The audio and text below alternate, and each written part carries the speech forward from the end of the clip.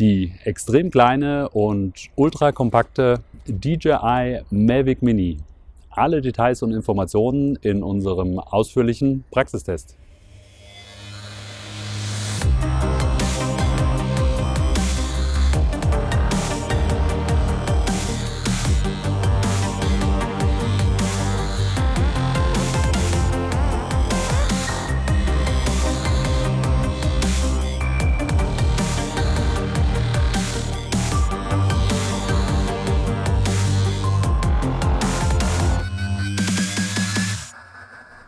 Hallo und willkommen auf drohnen.de. In dieser Folge wollen wir euch die brandneue DJI Mavic Mini vorstellen, die neue ultrakompakte Mini-Drohne von DJI. Wir werden euch in diesem Video einen Überblick geben über die ganzen Details und Fakten, was die Drohne überhaupt kann, auch was die Drohne nicht kann. Und wir werden euch viel Live-Material zeigen, also Live-Footage, also Aufnahmen direkt von der Drohne, sowohl Video als auch Fotoaufnahmen, damit ihr euch da selber mal einen Eindruck machen könnt, wie das Ganze wirklich aussieht. Wichtig ist zu verstehen, was will DJI mit der Mavic Mini überhaupt erreichen oder wozu gibt es jetzt schon wieder ein neues Modell, wieder eine neue Serie. Das Spannende hierbei ist, DJI bewirbt das Ganze ja auch mit jeder kann fliegen, also quasi die Drohne für jedermann und das aus zwei Aspekten raus oder eigentlich sogar aus dreien. Nämlich zum einen mit einem vergleichsweise günstigen Preis, zu dem kommen wir gleich, zu dem die Drohne hier eingeführt wird. Zum zweiten mit einer extrem einfachen Handhabung, sodass alle zu komplizierten Funktionen oder zu wilden Funktionen da auch ein bisschen abgespeckt wurden, alles auf den Punkt gebracht wurde, sodass jeder da sofort einsteigen kann. Das bedeutet aber nicht, dass die Drohne eben nur für Anfänger geeignet ist, sondern auch für Profis. Es ist fast schon ein bisschen meine neue Lieblingsdrohne geworden, weil es wirklich Spaß macht, auf das Wesentliche reduziert zu fliegen, einfach schnell in der Luft zu sein und so weiter und so fort. Und das dritte, der allgemeine Aufwand soll auch nochmal reduziert werden. Und zwar das ganze Thema Gesetzgebung und, was man alles erfüllen muss mit Drohnen, die zu schwer sind. Und da hat DJI extra versucht, mit der Drohne in eine Kategorie reinzukommen und auch in eine Gewichtsklasse, wo man lange nicht so viel Auflagen erfüllen muss wie mit den meisten anderen Geschichten. Und das ist einfach der Hintergrund. Und deswegen ist diese Drohne auch angesiedelt irgendwo natürlich fernab von einer Mavic 2 Pro, die ja hier sozusagen schon fast das Profi-Gerät ist und auch das heutzutage, muss man schon sagen, schweres Gerät. Das war zu der Zeit, wo sie rausgekommen ist, eigentlich mal was Leichtes und die erste klappbare Drohne, aber hier mit der zweiten Version im Vergleich zu den ganzen anderen kleineren schon eher, wie gesagt, das schwerere Gerät und auch selbst unterhalb angesiedelt von der DJI Mavic Air, die auch nochmal fast das Doppelte kostet, aktuell, zumindest wenn man die UVPs vergleicht. Aber trotzdem funktionstechnisch da schon angelehnt ist und aber auch noch oberhalb angesiedelt von der DJI Tello, die habe ich jetzt noch im Schrank liegen, habe ich ganz vergessen euch rauszuholen, hole ich im nächsten Schnitt nochmal her. Die ist ja bei 100 € angesiedelt und ist schon mehr die Spielzeugkategorie, die aber auch nicht so viel kann, nicht viel Reichweite hat und auch von der Videoqualität nicht so top ist, keinen Gimbal hat und so weiter. Und da ist das Produkt einfach dazwischen angesiedelt und das ist wichtig zu verstehen, dass DJI mit der Mavic Mini nicht versucht, neue Rekorde zu schlagen im Sinne von Reichweite, Videoqualität oder wie auch immer, sondern nochmal eine spezielle Nische zu schließen und zu sagen, das ist eine Drohne, die wirklich für jeden interessant sein kann, sowohl für Profis als auch besonders für Anfänger und die sich jeder leisten kann und auch extrem einfach in die Luft bekommen kann. Da kommen wir gleich schon zu dem ersten wichtigen Punkt, den DJI damit erschlagen will, und zwar die Preisgeschichte. Die DJI Mavic Mini liegt im Preis, wenn man sie einzeln kauft, also nur die Mavic Mini und Fernsteuerung und einen Akku, also so die übliche Geschichte, liegt die bei 399 € UVP. Und wenn man das Fly More Combo Paket kauft, das ist auch das, was wir hier haben, wo nochmal zusätzliches Zubehör mit dabei ist, also zusätzliche Akkus, zusätzliche Tasche, das sehen wir gleich beim Unboxing nochmal, dann kommt man auf 499 € und hat aber dann wirklich sogar das rundum sorglos Paket, wo absolut alles dabei ist, was man braucht, mit genügend Reserve, Akkus, Tasche und. Und das ist auf jeden Fall ein sehr interessanter Preisrahmen. Wenn das Ganze für euch ein Thema sein sollte, zum Beispiel nach unserem Testbericht hier, dann haben wir unten in die YouTube-Beschreibung für euch übrigens auch den Link reingepackt, wo ihr das Ganze am besten bestellen könnt, wo ihr auch beide Pakete und alles Zubehör findet, was wir euch nachher im Laufe des Videos noch vorstellen können. Also einfach am Ende vom Video unten die YouTube-Beschreibung kurz aufklicken und da findet ihr den Link, wo ihr das Ganze bestellen könnt. Und jetzt wollen wir erstmal schauen, was in der Verpackung hier im Detail überhaupt alles drin ist. Wie eben versprochen, habe ich euch hier jetzt auch nochmal die Tello hergezaubert, sodass wir die hier auch positionieren können. Wie gesagt, die DJI Mavic Mini eben dazwischen. Und wir schauen jetzt mal, was hier drin ist. Das Ganze in einer sehr schicken Tasche, auch wirklich einem stabilen Transport-Case, was wir hier haben. Dort haben wir einmal natürlich die DJI Mavic Mini. Und jetzt schaut mal, wie klein das Gerät ist. Im Vergleich zur Tello natürlich ein bisschen größer. Im Vergleich zur Mavic Air, was bis jetzt ja das kleinste Gerät war, schon nochmal wesentlich kleiner. Und wenn man jetzt die Mavic mal daneben hält, dann sieht man schon, dass das nochmal ein ganz anderes Kaliber ist von der Größe und ganz besonders vom Gewicht. Und da ist DJI besonders stolz drauf. Da kommen wir aber nachher im Detail nochmal zu, wenn ich euch die Fakten erkläre. Wir schauen jetzt aber erstmal schnell, was wir noch alles in der Verpackung haben. Das hier, wie gesagt, die Fly More Combo. Normalerweise habt ihr die Fernsteuerung, auch im kleinen Paket natürlich mit dabei. Die Sticks sind abschraubbar, die könnt ihr hier unten, wo ihr dann das Smartphone mit reinklipst, das wird hier dann mit einem Kabel verbunden und hier unten mit reingehangen. Dort könnt ihr hier in so kleinen Mulden auch die Sticks wieder verstauen und abschrauben, wenn ihr das eben ultrakompakt verpacken wollt. Obendrauf habt ihr hier nochmal die entsprechenden Antennen. Ihr habt dazu übrigens auch nochmal 2 Ersatzsticks, verschiedene Kabel, um die verschiedenen Handymodelle eben mit der Fernsteuerung zu verbinden. Ein Ladeadapter mit zugehörigem Kabel. Das ist das, was im kleinen Paket auch immer mit dabei ist. Und jetzt hier im großen Paket neben dieser schicken Tasche zusätzlich noch dieser Multiladeadapter. Dort passen 3 Akkus rein. Einen habe ich hier aktuell schon in der DJI Mavic Mini drin. Hier passen noch zusätzlich 2 Akkus rein. Die ganzen Akkus sehen so aus. Und das besonders Coole hier dran ist, das Ganze ist Fast Charging kompatibel. Das heißt, wenn ihr ein 18 Watt Netzteil habt, könnt ihr die Akkus auch besonders schnell laden. Und noch extrem cooler sozusagen das besondere Feature, ihr könnt das Ganze auch als Powerbank benutzen.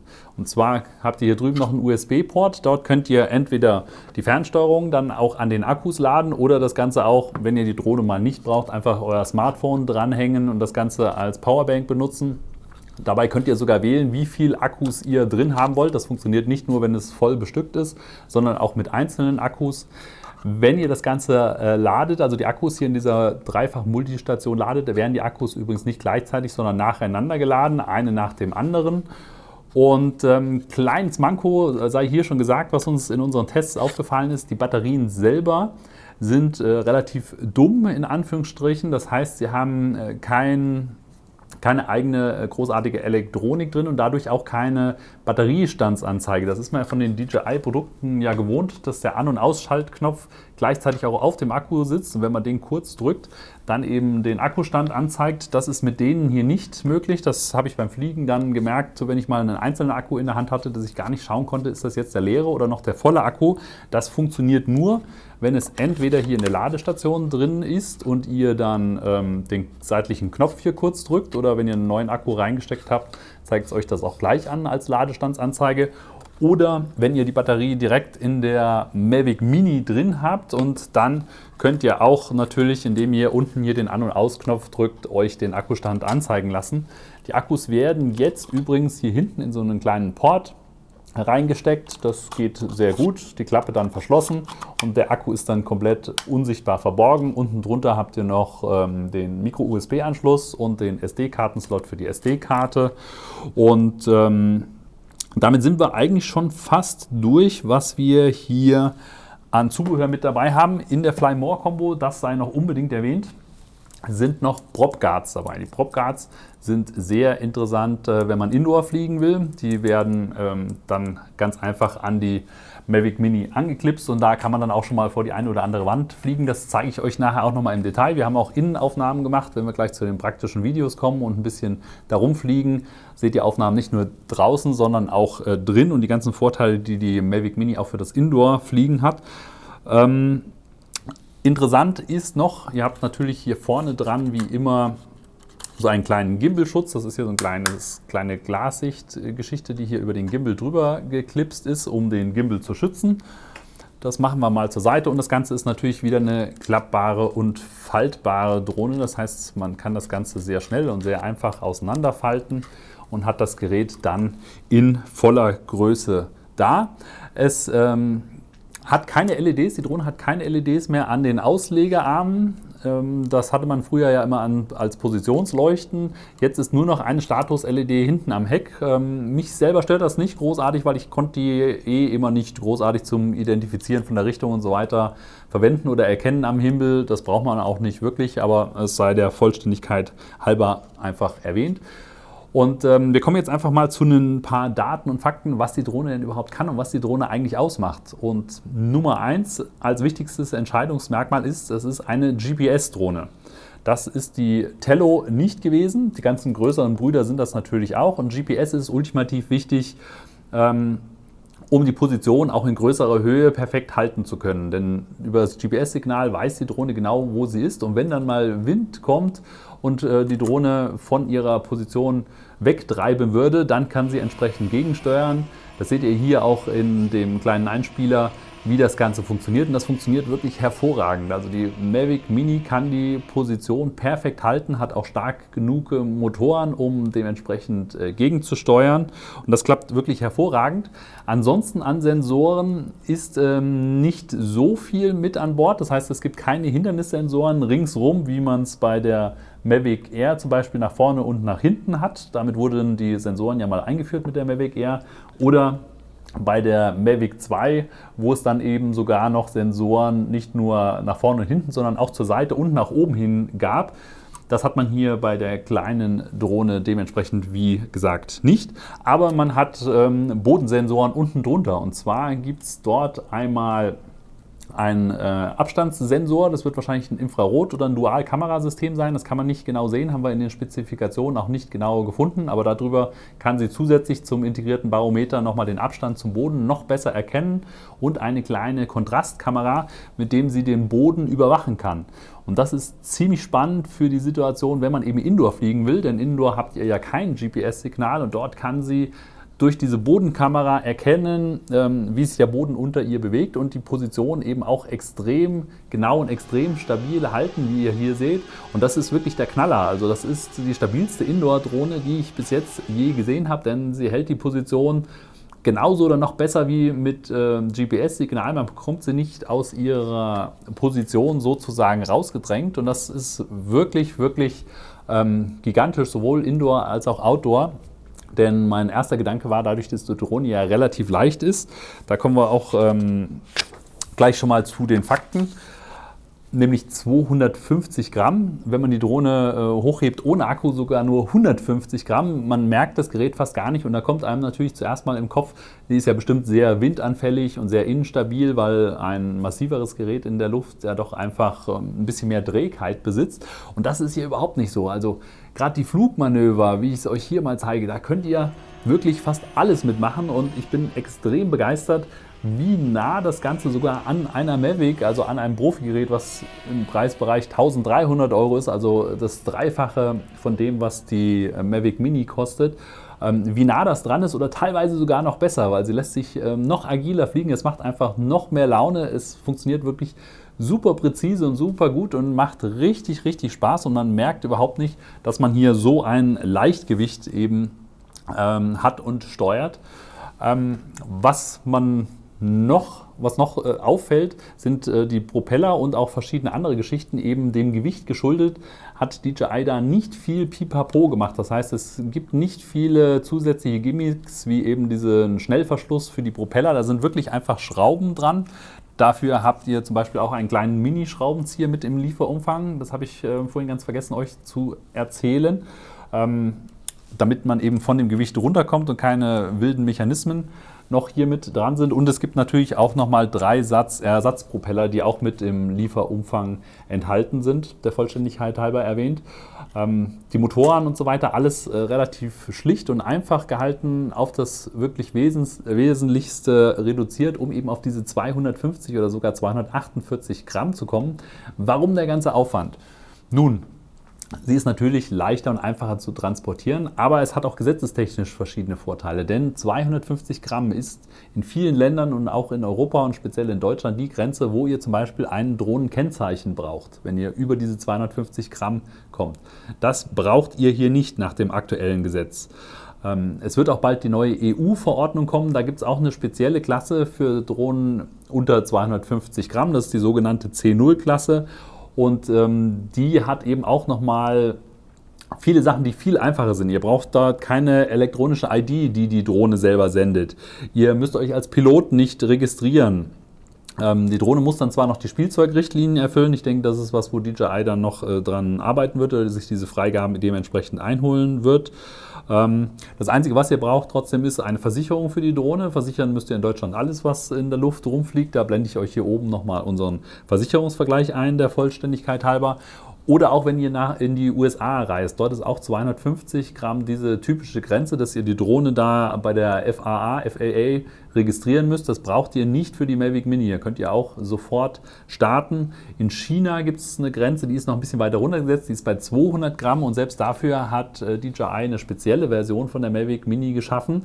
Dort ist der Akku nämlich abgespeckt, dadurch aber auch die Flugzeit und da kommen sie auch sogar unter diese 200 Gramm, um dort eben diese Kleinstdrohnen-Richtlinien zu erfüllen, sodass ihr sofort mit dem Gerät starten könnt, nicht viel beachten müsst. Natürlich alle anderen Gesetzgebungen, wo wir euch auch schon etliche Videos zu vorbereitet haben, die ihr hier auf unserem Kanal findet, die müsst ihr natürlich beachten, wo ihr fliegen dürft, nicht in Wohngebieten, nicht über Autobahnen und so weiter und so fort, was eigentlich auch selbstredend sein sollte. Das aber nochmal die Erklärung eben zu dieser Gewichtsklasse. Was ihr im Kopf behalten müsst, die Gewichtsklasse erfüllt ihr natürlich nur, wenn ihr die Propguards nicht montiert. Wenn ihr die Propguards montiert, dann kommt ihr nochmal auf 50 Gramm mehr, dann seid ihr nämlich bei 299 Gramm und seid damit eigentlich dann offiziell schon wieder in dem Bereich, wo ihr doch eine Plakette braucht und in andere Klassen kommt. Das aber sei nur der Vollständigkeit halber erwähnt. Was noch ein großer Vorteil von diesem geringen Gewicht ist, ist das Thema Lautstärke. Das wird heutzutage immer öfter ein Thema beim Vergleich zwischen den Drohnen. Da war beispielsweise auch die Mavic Air ziemlich aggressiv laut, weil sie so ein bisschen schrillen Ton hat. Und man will ja heutzutage mit den Drohnen nicht großartig auffallen. Es ist ja nicht mehr so wie früher, dass man überall nur auf Begeisterung trifft und auf technisch interessierte Leute, wenn man mit einer Drohne fliegt, sondern man wird auch immer ein bisschen argwöhnisch angeschaut und Lärmbelästigung ist da natürlich auch ein großes Thema und da will man gerne eine Drohne haben, die ein angenehmes, leises Geräusch hat und umso leichter eine Drohne ist und umso besser die Propeller und so weiter designt sind, umso mehr Geräusche macht die natürlich auch, weil sie nicht so viel Power braucht, um sich selber in die Luft zu bekommen und vorwärts zu beschleunigen. Und da ist die Mavic Air, wie ich es euch hier mal in dem Einspieler zeige, ein Gerät, es macht natürlich noch Geräusche, es ist nicht lautlos, das ist halt utopische Vorstellung, das ist technisch einfach nicht möglich, aber es ist ein sehr angenehmes, nicht so schrilles Geräusch und auch vergleichsweise zu fast allen anderen Drohnen sehr leise und angenehm.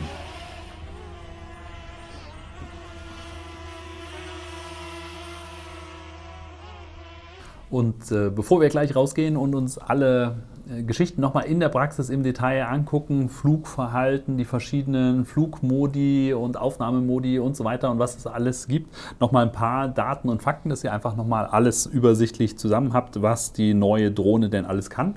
Zum einen mal gibt es erstmal eine neue App, es ist nicht mehr die DJI Go App, sondern es gibt eine neue App, die heißt DJI Fly.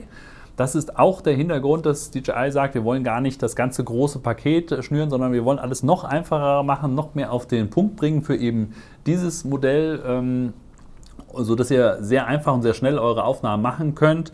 Die App sehen wir nachher in der Praxis nochmal genau, wie die aussieht, aber das ist alles einfach ein bisschen reduziert und auch noch mal auf Social Media und mal schnell was teilen und so weiter ausgelegt. Ansonsten gibt es da auch noch ein ausführliches Tutorial in der App, wie ihr fliegen könnt, wie ihr das Fliegen vorbereitet und das hier alles beachtet. Also auch das speziell nochmal für Anfänger ausgelegt, sowohl wie auch für Profis. Die Flugzeit der Drohne mit diesen kleinen Akkus und mit dem extrem leichten Gewicht liegt bei 30 Minuten. Das ist die Angabe von DJI. Wir haben das Ganze für euch mehrfach mal gestoppt. Man kommt da relativ nah ran. Es sind so 25, 26, 27 Minuten typischerweise, je nachdem natürlich, wie sportlich ihr fliegt, wie viel Wind draußen herrscht. Aber das ist schon ein sehr guter Weg, sehr guter Wert. Das heißt, wenn ihr hier 3 Akkus dabei habt, dann seid ihr schon bei weit über einer Stunde, bei 1,5 Stunden, bei 90 Minuten. Und das ist eigentlich mehr, wie man am Stück überhaupt fliegen kann, ohne mal eine Pause zu machen. Das Coole übrigens bei den Akkus und auch bei der Drohne ist, dadurch, dass die Akkus so klein sind und auch von der aufzunehmenden Spannung übersichtlich sind, könnt ihr sowohl das Multi-Charging-Dock als auch die Drohne selber mit eingesteckten Akku, wenn ihr den Akku direkt da drin laden wollt, natürlich auch an jedem Autoladegerät oder an jedem PC laden. Es muss einfach nur ein USB-A-Stecker sein, also die großen USB-Stecker, wo die Kabel auch mit dabei sind, und dann könnt ihr das in euren Zigarettenanzünderadapter, sowohl das Multiladedock als auch die Drohne reinstecken, um das Ganze eben direkt unterwegs zu laden. Und das macht das Ganze natürlich noch interessanter, auch für Reisen und für unterwegs. Die Reichweite wird angegeben im FCC-Standard, der hier für Deutschland nicht gilt, mit 4 Kilometern. Und der Standard, auf den sich die Drohne aber automatisch einstellt, wenn ihr sie hier in Europa aktiviert, das ist der CE-Standard. Dort wird die Reichweite angegeben mit 2 Kilometern, also ähnlich wie das, was die Mavic Air kann. Es ist auch kein OcuSync oder OcuSync 2.0 drin. Das ist eben dieses gigantische Übertragungsverfahren. Man kann es nicht anders nennen, was die ganz großen Mavic-Modelle oder die großen Phantom-Modelle mittlerweile drin haben, wo man wirklich 5 Kilometer weit kommt und mega stabiles Signal hat, sondern das hier ist eher ein WLAN-basierendes Übertragungssystem auf 2,4 und auf 5 GHz. Die Kanäle und Frequenzen werden sich da automatisch gesucht. 2 Kilometer werden angegeben auf freiem Feld, die werden typischerweise nicht erreicht, aber wir haben viel getestet und wir haben fast keine Funkabbrüche gehabt, also eigentlich von der Signalqualität sogar noch mal einiges besser wie die Mavic Air. Und das, was ihr in Deutschland damit machen dürft, nämlich eigentlich in Sichtweite fliegen, dafür reicht es 1000 Mal. Warum braucht man immer ein bisschen mehr? Nun, das ist einfach als Puffer anzusehen, wenn ihr eben in Gegenden fliegt, irgendwo doch mal zwischen Bäumen durch und so weiter, wo einfach ein paar Sachen dazwischen sind, oder die Landschaft nochmal so aussieht, dass da verschiedene Störquellen vielleicht in der Nähe sind, dann habt ihr natürlich nicht mehr die 2 Kilometer, aber eben trotzdem noch mehr als genug, um immer eine stabile Verbindung zu haben. Zum einen, um die Drohne steuern zu können und natürlich auch, um das Live-Bild in der App zu sehen. Und das ist natürlich auch bei der DJI Fly App so, dass ihr live in der App genau aus der Kamera rausschaut und eben seht, was ihr filmt, in welche Richtung ihr schaut. Und das macht es fliegertechnisch nochmal wesentlich einfacher zu fliegen, wenn ihr da ein bisschen Orientierung habt, wo ihr hinschaut. Und zum anderen könnt ihr da natürlich viel besseres Video- und Fotomaterial erstellen, wenn ihr genau den Bildausschnitt eben in der App beobachten könnt. So viel zur Reichweite. Sensoren hatte ich euch schon erklärt.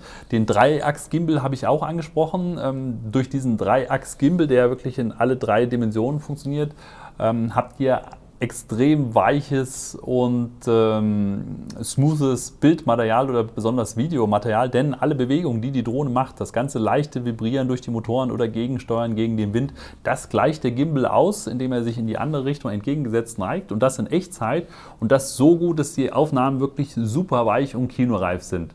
Ich zeige euch hier nochmal ein paar Einspieler, dass ihr da ein Gefühl dafür habt, und das geht einfach nicht besser. Das macht auch keinen Unterschied zu den großen Drohnen, denn da ist DJI wirklich gigantisch gut und es gibt einfach keine Verwackler mehr, und weniger als keine ist halt nicht möglich, und von daher gibt es da auch keinen Unterschied zwischen den ganz großen und den kleinen Modellen. Es funktioniert halt einfach perfekt. Dann kommen wir zum nächsten wichtigen Punkt, was nämlich im Gimbal drin hängt, und das ist die Kamera. Dort haben wir wieder den typischen 1,2 Zoll CMOS-Sensor, der auch in den ganzen anderen Modellen überall verbaut ist, also beispielsweise auch hier in der Mavic Air.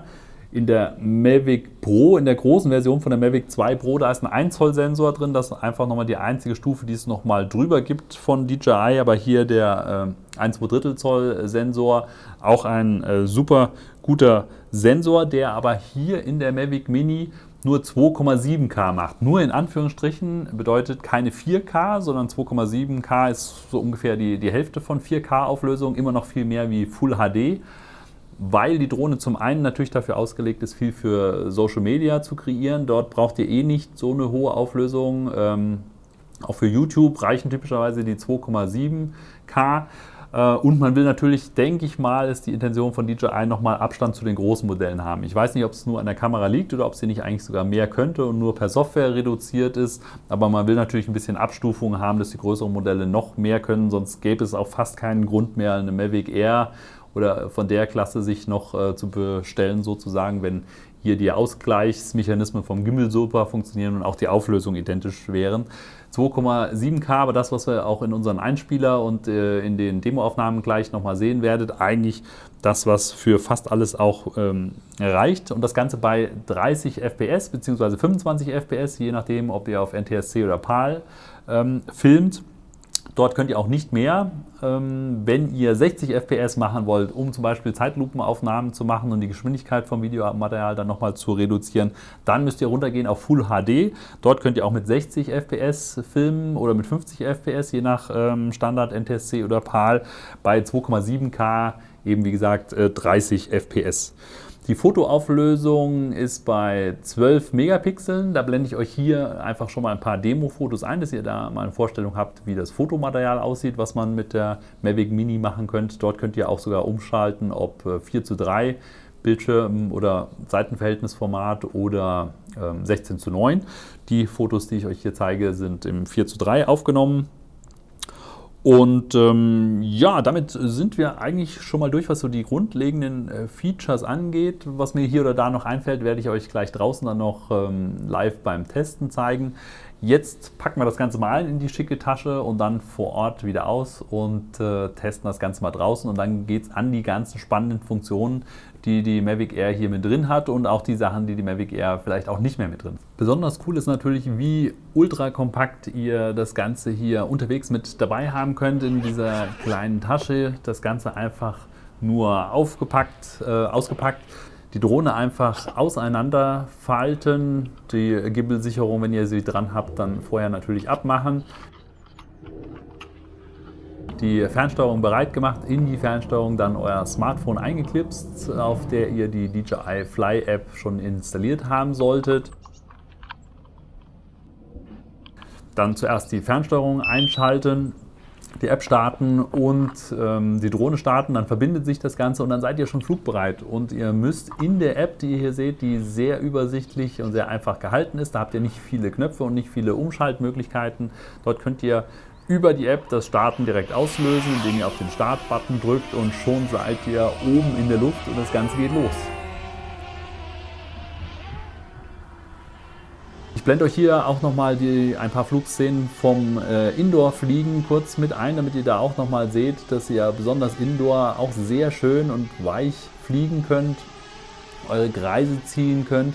Ihr solltet Indoor, wenn ihr euch nicht so ganz sicher seid, dann vielleicht auch den Käfig aufgeschnallt haben, wie ich es hier im Video habe, sodass ihr dann sogar, wenn ihr gegen irgendwelche Gegenstände dagegen dotzt, die man hier sehen kann, dann im schlimmsten Fall auch gar nichts passiert. Sie hält da wirklich den ein oder anderen Stupser aus, ohne dass irgendwas zu Bruch geht und dass sie auch von der Fluglage her irgendwie instabil werden würde. Und wir schauen uns jetzt mal an, was es alles für Funktionen gibt. Ganz wichtig ist, die Drohne hat natürlich auch eine Return-to-Home-Funktion. Das heißt, sollte irgendwie die Verbindung abbrechen oder solltet ihr nicht mehr genau sehen, wo sie ist und wie die Orientierung in der Luft ist oder sollte der Akku zur Neige gehen, dann kommt sie allein zur Startposition zurück. Die findet sie sehr gut und landet dann auch quasi wieder genau da und vor euren Füßen, wo sie gestartet ist. Ihr könnt außerdem innerhalb der App verschiedene Basiseinstellungen vornehmen, nämlich zum Beispiel die Rückkehrhöhe für die Return-to-Home-Funktion, die maximale Flughöhe und die maximale Distanz, sodass ihr da einfach angehalten werdet, wenn ihr diese überschreitet. Das ist besonders für Anfänger auch interessant, dass ihr nicht aus Versehen zu weit weg fliegt und könnt euch da einfach wie einen kleinen Rahmen stecken, wo die Drohne nicht drüber hinaus fliegt. Und jetzt kommen wir zu den spannenden Flugmodi. Da gibt es nicht ganz so viel wie bei den anderen und bei den großen Drohnen. Ihr habt eigentlich an Flugmodi oder an Aufnahmemodi, sage ich mal, mit denen wollen wir anfangen, die sogenannten Quickshots. Und da ein Set von 4 Möglichkeiten. Das Ganze funktioniert auch in 2,7K und das ist als erstes zum Beispiel der Rocket-Modus. In dem Rocket-Modus könnt ihr auf den Knopf drücken. Und wenn ihr den Modus aktiviert habt, dann ein Ziel, was im Blickpunkt behalten werden soll, auswählen. Typischerweise sind Personen auch schon vorselektiert.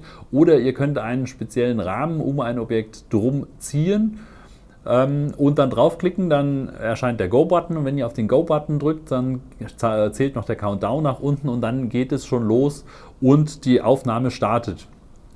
Der Rocket-Modus macht eine Aufnahme, indem sie gerade nach oben fliegt und über euch drüber. Das Ganze sieht dann so aus und ihr habt verschiedene Einstellmöglichkeiten nochmal, um die Flughöhe sozusagen genauer einzustellen. Als nächstes gibt es dann noch den Droni-Modus. Auch da könnt ihr die Entfernung einstellen. Dort fliegt die Drohne so leicht rückwärts nach hinten weg, ein bisschen andere Perspektive. Als nächstes kommen wir noch zum Kreisen-Modus. Dort absolviert sie einen Kreis in der Entfernung, in der ihr sie auch starten lasst in dem Modus und fliegt einmal die 360 Grad um euch herum und behält auch wieder das vorselektierte Objekt im Mittelpunkt im Auge. Und als letztes noch den Helix-Modus, der ist ähnlich wie der Kreisen-Modus. Dort könnt ihr auch die maximale Entfernung angeben. Dort wird die Entfernung und die Höhe aber Stück für Stück weiter und höher gesetzt, sodass ihr da eine sehr schöne Landschaftsüberblicksaufnahme bekommt und trotzdem das Hauptobjekt noch in der Mitte bleibt. Die Aufnahmen werden automatisch gestartet und auch automatisch beendet. Das heißt, das ist genau auf diesen Zyklus begrenzt, also auf diesen einen Kreis oder diese eine Aktion sozusagen. Und das ist eigentlich auch schon alles, was ihr hier an Aufnahmemodis habt. Das sind die Basics. Mehr gibt DJI eben in dieser kleinen Mavic Mini Version euch nicht an die Hand. Alles Weitere müsst ihr halt einfach manuell filmen. Das ist aber durch die extrem einfache und angenehme Flugweise auch absolut kein Problem. Das heißt, ihr bekommt hier extrem weiche und angenehme Kamerafahrten sozusagen oder Kameraflugfahrten hin. Möglichkeiten und Flugmodi wie zum Beispiel Active Track sucht man hier vergebens. Das sieht zwar relativ ähnlich aus bei den Quickshots, ist aber nur auf die Funktionen beschränkt. Bei Active Track könnt ihr ja bei den größeren Drohnen Objekte markieren und automatisch verfolgen lassen, genauso wie Follow Me und so weiter. Das gibt es hier alles nicht und ist eben bei der DJI Mini nicht möglich, um eben das Produkt nochmal von den anderen, denke ich mal, speziell abzugrenzen und simpel zu halten. Was die DJI Mavic Mini euch aber noch bietet, sind 3 Flugmodi im Sinne von Geschwindigkeiten. Und zwar ist das einmal der normale Flugmodus, dann gibt es nochmal einen Sportmodus und einen Cinematic-Modus. Dort könnt ihr einfach die Aggressivität der Drohne nochmal dementsprechend umschalten. Neben dem Normalmodus bietet der Sportmodus nochmal eine erhöhte Geschwindigkeit. Ich glaube, ihr seid hier bei bis an die 50 km/h, wenn ich mich recht erinnere. Und wie ihr seht, könnt ihr hier wirklich sehr sportlich und sehr schnell durch die Lüfte düsen und das aber auch für Aufnahmen nutzen, wie hier zum Beispiel, indem ihr dann eben extrem schnell von irgendwelchen Objekten wegfliegt oder über irgendwelche Wiesen fliegt und da auch atemberaubende Aufnahmen hinbekommt. Der andere Modus, der Cinematic-Modus, ist genau das Gegenteil davon. Und zwar ist das der Modus, in dem die Drohne extrem träge und extrem langsam reagiert. Wozu will man das haben? Wenn man besonders weiche Kamerafahrten haben will. Besonders weiche Schwenks, weiche Drehungen. Also sowohl der Drehwinkel als auch die Geschwindigkeit ist da sehr stark reduziert. Das ist auch spannend, wenn ihr irgendwie ein bisschen näher an euch selber oder an Personen ranfliegen wollt, weil ihr dann einfach noch besser navigieren könnt. Trotzdem da sehr, sehr vorsichtig natürlich mit sein oder vielleicht sogar die Prop Guards mit drauf machen, wenn ihr solche Aktionen macht. Aber da hilft euch der Cinematic-Modus sehr. Ihr könnt das Ganze, wie eben eingeblendet, nicht nur in der App in den Einstellungen umstellen, sondern ihr habt links oben in der App auch nochmal ein Schnellmenü, in dem ihr durch Anklicken eben auf diesen Buchstaben das Ganze durchwechseln könnt von einem Modus zu dem anderen. Außerdem gibt es noch 2 verschiedene Gimbal-Modi. Die könnt ihr nur in den Einstellungen umstellen. Und zwar gibt es dort einmal den Folgenmodus. Das ist der Modus, den wir die ganze Zeit schon aktiviert haben, der standardmäßig aktiviert ist. Und das ist der Modus, in dem die Kamera einfach den Drehbewegungen der Drohne folgt. Das heißt, wenn die Drohne nach rechts dreht, dann macht sie diesen Schwenk auch ganz weich und leicht mit. Dann gibt es noch den FPV-Modus, der macht diese ganzen Schwenks hin und her zwar auch mit, aber wenn ihr dann die Drohne mit dem rechten Steuerknüppel zur Seite hin neigt, dann legt sie sich, beziehungsweise es sieht so aus, als ob sich die Drohne mit in die Kurve legt. Eigentlich macht es aber nur die Kamera und simuliert damit das, was ihr von Flächenflugzeugen her kennt, die sich ja dann auch in die Kurve legen und ein bisschen rollen sozusagen. Da bekommt ihr natürlich noch ein einmal dynamischeres Fluggefühl, wenn ihr es einfach nur fürs Fliegen verwenden wollt, oder natürlich auch spektakuläre Aufnahmen, wenn ihr da beim Cruisen eben weiche Kurven über die Felder zieht und sich die Drohne scheinbar da noch richtig mit in die Kurve legt. Die Aufnahmen werden übrigens auf die MicroSD-Karte gespeichert, die ihr hinten in der Drohne einstecken könnt. Solltet ihr keine MicroSD-Karte drin haben, werden die Aufnahmen direkt von der Drohne live auf euer Handy übertragen und dort gespeichert, dann aber in wesentlich schlechterer Qualität, und sollte es Funkaussetzer zwischendrin geben, dann habt ihr natürlich da auch vielleicht das ein oder andere Bildruckeln mit drin, aber für den Notfall habt ihr so auch eine Möglichkeit, nochmal Aufnahmen direkt auf das Handy zu speichern. Sinnvoller ist es aber natürlich, die Speicherkarte in der Drohne drin zu haben und dort das Ganze abzuspeichern. Die App bietet übrigens auch nochmal ganz viele neue Funktionen, um Videoclips ganz schnell und einfach zu editieren. Ihr habt da, ähnlich wie ihr es in professionellen Bearbeitungsprogrammen kennt, viele Möglichkeiten, Clips einzeln aneinander zu schneiden, die Clips untereinander zu überblenden, Filter draufzusetzen und Texte mit einzublenden. Und ihr habt noch ein spezielles neues Tool, das ihr eigentlich von den Osmo-Produkten, also von der Osmo Pocket und Osmo Action, weiß ich gar nicht, aber auf jeden Fall von der Osmo Pocket her kennt. Und das ist ähnlich dem Story-Modus von den Osmo-Produkten. Hier heißt er Creator-Modus sozusagen, und das ist ein Modus, wo ihr verschiedene Templates habt.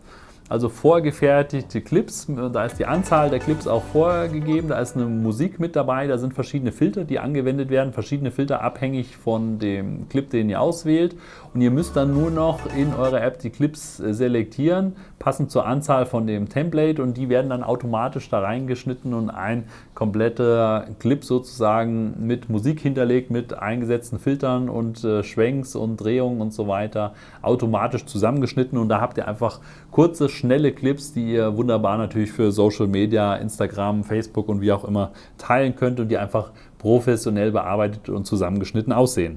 Von den Einstellungen habt ihr trotzdem in der App auch die Möglichkeit, im Fotomodus zumindest verschiedene Anpassungen zu machen, also von der Belichtung her, von den ISO-Werten, Verschlusszeiten und so weiter, sodass ihr das Ganze auch manuell stellen könnt, oder ihr könnt das Ganze einfach im Automatikmodus lassen, wo ihr einfach nur abdrücken müsst und die Aufnahmen dementsprechend machen könnt. RAW-Fotos können auch hier nicht abgespeichert werden, anders wie bei den größeren Modellen, die eben auch die Möglichkeit bieten, Fotos im RAW-Format abzulegen, und das ist einfach wieder der Unterschied, wo sich DJI zu den größeren Modellen dementsprechend abgrenzen will. Noch ein kurzer Überblick zu dem ganzen abgefahrenen Zubehör. Da sind schon ziemlich spacige Sachen dabei hier für die DJI Mavic Mini. Und zwar gibt es zum Beispiel eine Glasglocken-Ladestation, in dem ihr die Mavic Mini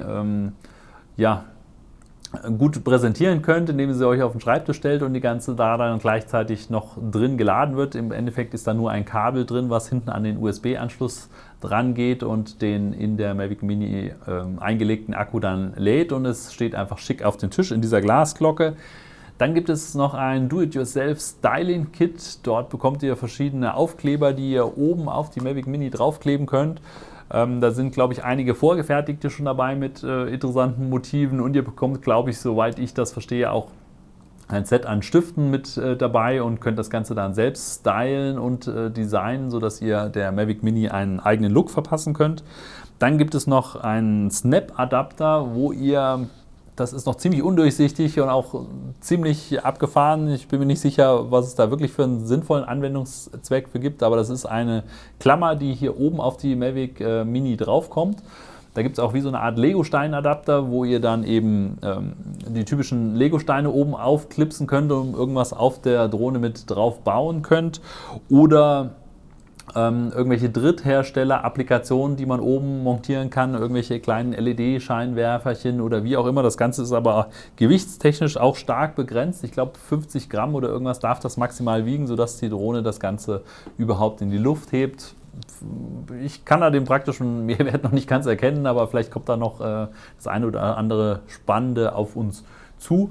Diese zusätzlichen Gewichte sowohl von dem Snap-in-Adapter als auch zum Beispiel hier von dem Käfig, das erkennt die Drohne sofort selbstständig, dass da mehr Gewicht montiert wurde und passt dann ihre Flugeigenschaften auch automatisch an das Mehrgewicht an, sodass das Fliegen dann trotzdem noch genauso agil funktioniert wie eben ohne das zusätzliche Gewicht. Außerdem gibt es noch eine ziemlich schicke Umhängetasche als Ergänzung eben hier zu dieser Tasche von der Fly More Combo, und es gibt auch noch einen sogenannten Propellerhalter, der wird einfach um die Drohne rumgesnappt, um dann die Propeller oben in Position zu halten, sodass die sich nicht entsprechend verhaken können, wenn man das Ganze in der Tasche hat und an ihrer festen Position fixiert sind. Was ist dann das Fazit zur neuen DJI Mavic Mini? Ihr merkt es vielleicht ein bisschen, ich bin da schon ziemlich begeistert. Es ist eigentlich nichts Neues, was jetzt hier dazugekommen ist. Die Kamera kann nicht irgendwie mehr, es gibt nicht mehr Funktionen, ganz im Gegenteil sogar, es gibt weniger Funktionen.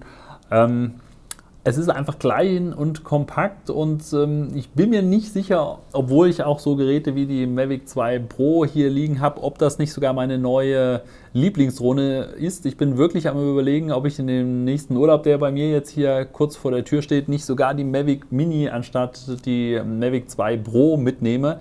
Denn das Gerät hat man einfach viel öfter dabei, weil es super kompakt ist, mit allem Zubehör sogar in diese kleine Tasche hier reinpasst. Man hat gesetzestechnisch viel weniger Probleme. Das Ganze ist leiser, es werden weniger Leute gestört quasi, oder weniger Leute kommen auf einen zu, die sich da vielleicht irgendwie beschweren wollen.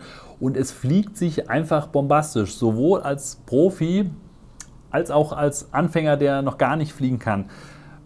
Verspreche ich jedem, dass es kaum besser geht, als das Ganze hiermit zu lernen, oder auch für Profis damit Spaß zu haben, weil es fliegt sich wirklich bombastisch. Es fliegt sich wie eine Phantom 4 oder wie eine Mavic 2, die mega Motoren hat und so weiter.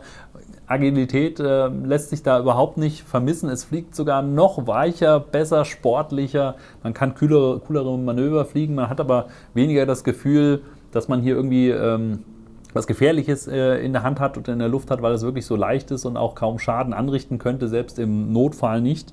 Das Ganze funktioniert indoor bombastisch, auch eben aus diesem Hintergrund. Man kann weniger kaputt machen, man hat eben diesen Käfig mit dabei, sie ist viel kleiner und wendiger.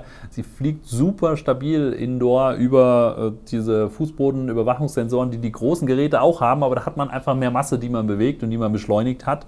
Das hat man hier nicht, und das funktioniert deswegen einfach extrem gut, und ich vermisse da gar keine Hindernissensoren und so weiter, die ja eigentlich so oder so nur als Notfall dienen sollten und typischerweise im realen Einsatz fast so gut wie nie zum Einsatz kommen sollten oder eigentlich nie zum Einsatz kommen. Von daher die Nachteile eigentlich von den fehlenden Sachen, für mich nicht unbedingt Nachteile. Von den Funktionen sehe ich das auch genauso, diese ganzen super Spezialfunktionen, Active Track oder wie auch immer. Active Track ist vielleicht was noch wirklich ganz cool ist, aber die meisten anderen Funktionen benutze ich relativ selten, weil ich dann lieber doch versuche, manuell selber zu fliegen und die Szenarien selber abzufliegen, weil man da mehr Möglichkeiten hat, und das kann ich hiermit eben auch machen. Sicherheitsfunktionen und so weiter sind alle dabei. Ich habe noch dieses coole Powerbank-Feature sozusagen. Und ich bin einfach ultra mobil. Also für mich ist das wirklich eine klasse Drohne, wenn man überlegt, dass man preislich da teilweise auch bei einem Drittel von der Mavic 2 ist oder bei der Hälfte von der Mavic Air. Es muss einfach jeder für sich selber entscheiden, aber ich bin mehr begeistert, wie ich am Anfang dachte. Und speziell, wenn man das gleiche Gerät in der Hand hat, kann man einfach nicht glauben, wie gut und wirklich angenehm und einfach und trotzdem sportlich das Ganze fliegt. Von mir daher wirklich eine ganz klare Kaufempfehlung. Also jeder, der sich das Gerät kauft, kann ich fast versprechen, der wird damit sehr, sehr glücklich sein und nicht das Gefühl haben, er hat irgendwas falsch gemacht, speziell nicht für den Preis, und auch wenn man sich die Aufnahmen anguckt. Denn die Aufnahmen sehen gigantisch gut aus. 2,7K oder 4K macht, glaube ich, jetzt auch nicht den großen Unterschied, wie unsere Demo-Aufnahmen hier gezeigt haben.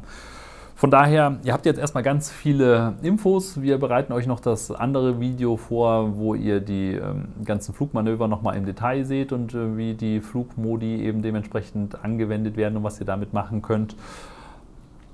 Wenn ihr das Ganze bestellen wollt, unten in der Beschreibung, in der YouTube-Beschreibung zu diesem Video hier, findet ihr den Link, auf den einfach draufklicken. Dann seid ihr direkt im DJI-Shop, wo ihr direkt bestellen könnt zum optimalen Preis mit optimalen Liefer- und Versandzeiten. Und ansonsten, ja, wäre es sehr hilfreich und würde mich sehr freuen, wenn ihr gerne ein Like hinterlasst, wenn euch das Video gefallen hat. Kommentiert da unten auch gerne, was ihr von der Mavic Mini haltet, ob ihr sie euch schon bestellt habt, was ihr von den Vor- und Nachteilen haltet, ob ihr irgendwelche Funktionen vermisst oder ob ihr sagt, das ist auch genau das Richtige, so wie sie hier zusammengestückelt wurde. Vergesst nicht, unseren Kanal zu abonnieren, wenn ihr das nicht schon gemacht habt. Dann seid ihr auch bei den nächsten Videos automatisch wieder mit dabei. Und dann bleibt mir noch wie immer, mich bei euch zu bedanken, dass ihr beim Video dabei gewesen seid. Mir hat es wie immer sehr viel Spaß gemacht, das Ganze für euch aufzubereiten. Und auch die zukünftigen Videos werden nicht mehr lange auf sich warten lassen. Von daher vielen Dank und bis zum nächsten Mal.